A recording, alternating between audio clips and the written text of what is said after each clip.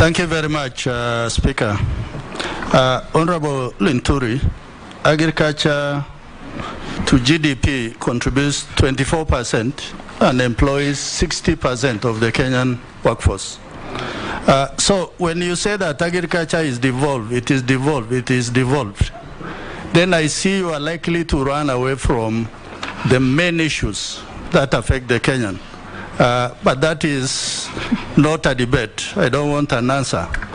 But my main question is 90% of meat consumed in Kenya comes from the arid and semi-arid land where the pastoralists live. You have not talked about the livestock. And I foresee if this committee is going to approve your nomination, you are likely to talk about miraa, tea, coffee, pyrethrum, and other crops that is grown in less than 10% of the Kenyan landmass. Tell us, what do you have in mind in terms of bringing livestock to be one of the main GDP contributors for Kenya? Thank you, Chair. Shuria. Thank you, Chair, and I echo my colleague here. I hope you'll come up with a good plan for the livestock marketing and livestock production. And my question is, what is your take about the Galana Kulalu project? Thank you.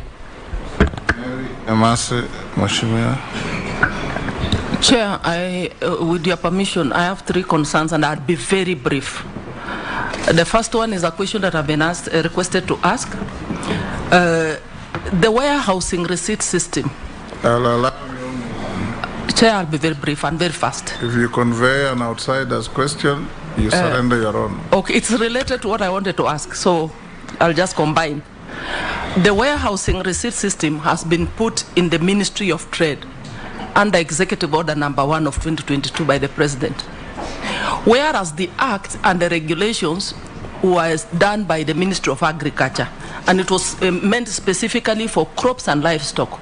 So how does that misplacement sit with you? And because it's related to what I wanted to ask on, Mr. Speaker, currently the government is using National Serious Produce Board warehouses to store the fertilizer, the subsidized fertilizer.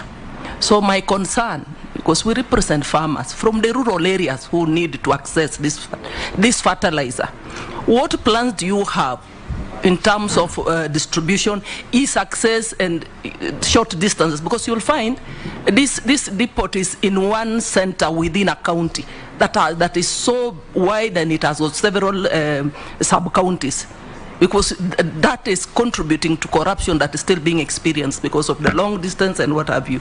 And as I conclude, Mr. Speaker, the issue of segregation, because now GMO is going to be commercialized in the country. Kenyans are concerned. What are you going to do to ensure there's that distinction in terms of, if I'm going to the supermarket and I want to buy a non-GMO product, are you going to have plans to ensure that there's that segregation, while at the same time ensuring there is safety, and how you're going to counter the risk? I think I'll leave it there. The other one, my colleague asked. Thank you. Mheshimiwa Mukami. Congratulations to Anumi. Thank you. Honorable Linturi, I want to ask you one question regarding the grantee minimum return.